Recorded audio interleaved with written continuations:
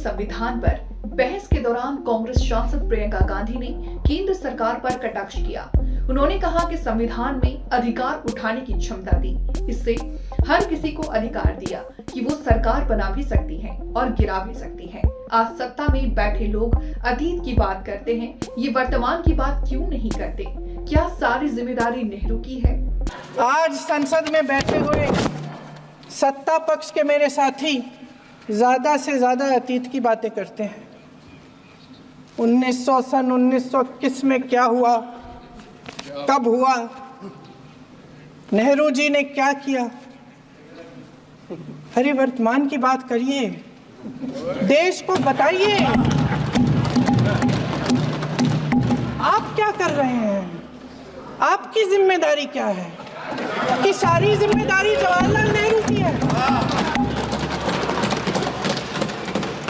सांसद प्रियंका गांधी ने कहा कि हमारा स्वतंत्रता संग्राम दुनिया में अनूठा था, जो सत्य और अहिंसा पर आधारित था। ये बहुत ही लोकतांत्रिक आंदोलन था, जिसमें किसान, सैनिक, मजदूर, बुद्धिजीवी शामिल थे। चाहे वे किसी भी जाति, धर्म या भाषा बोलते हों, वे इसके साथ ही जुड़े। उन्होंने कहा कि बाबा साहेब अम्बेडकर, मौलाना आजाद, सी राजगोपालाचारी और जवाहरलाल नेहरू के साथ साथ अन्य सदस्यों ने कई वर्षों तक संविधान पर काम किया। इस संविधान के प्रत्येक नागरिक को सरकार बनाने और उसे हटाने का अधिकार दिया है। कांग्रेस सांसद प्रियंका गांधी ने कहा कि आज हमारे साथ अधिक अतीत की बात करते हैं। अतीत में क्या हुआ, नेहरू जी ने क्या किया? अरे वर्तमान की बात करिए, देश को बताइए कि आप क्या कर रहे हैं। महोदय, हजारों साल पुरानी हमारी देश की, धर्म की एक पुरानी परंपरा रही है। ये परंपरा संवाद, चर्चा की रही है। एक गौरवशाली परंपरा है जो दर्शन ग्रंथों में, वेदों में, उपनिषदों में दिखती है। वाद विवाद और संवाद की हमारी पुरानी संस्कृति है। अलग अलग धर्मों में भी, इस्लाम में, सूफियों में, बौद्ध धर्म में, जैन धर्म में, सिख धर्म में भी ये वाद संवाद, ये चर्चा बहस, इसकी संस्कृति रही है। इसी परंपरा से उभरा हमारा स्वतंत्रता संग्राम। हमारा स्वतंत्रता संग्राम विश्व में एक अनोखा संग्राम था, एक अनोखी लड़ाई थी जो अहिंसा और सत्य पर आधारित थी।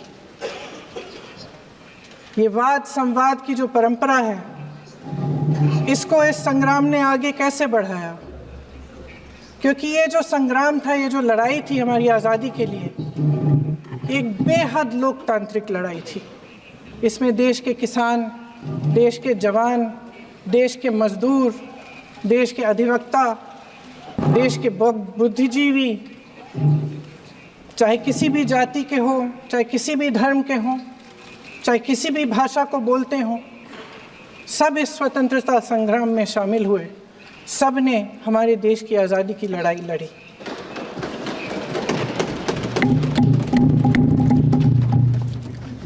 और उसी आज़ादी की लड़ाई से एक आवाज़ उभरी जो हमारी देश की आवाज़ थी। वो आवाज़ ही आज हमारा संविधान है।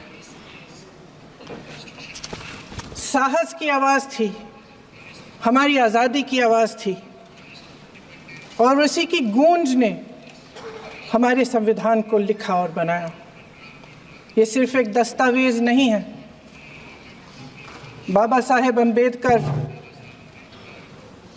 मौलाना आज़ाद जी, राजगोपालाचारी जी और जवाहरलाल नेहरू जी और उस समय के तमाम नेता, जैसे आपने कहा, इस संविधान को बनाने की जो कार्य में सालों के लिए जुटे रहे। हमारा संविधान इंसाफ, उम्मीद, अभिव्यक्ति और आकांक्षा की वो ज्योत है जो हर हिंदुस्तानी के दिल में जलती है।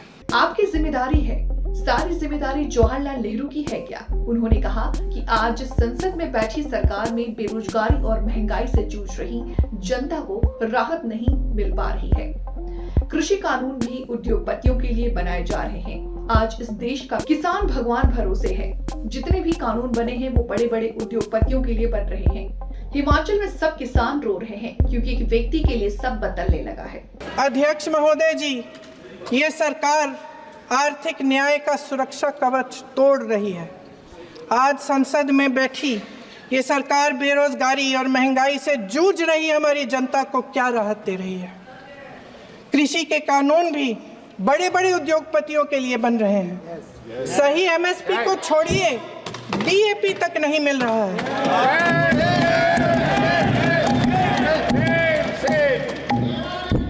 वायनाड से लेकर ललितपुर तक इस देश का किसान रो रहा है। आपदा आती है तो उसको कोई राहत नहीं मिलती। भगवान भरोसे है आज इस देश का किसान, उसको छोड़ दिया गया है। आज हिमाचल में देखिए, जितने भी कानून बने हैं वो सब बड़े बड़े उद्योगपतियों के लिए बन रहे हैं। हिमाचल में जो सेब उगता था उसके जो छोटे छोटे किसान हैं वह रो रहे हैं क्योंकि एक व्यक्ति के लिए सब कुछ बदला जा रहा है।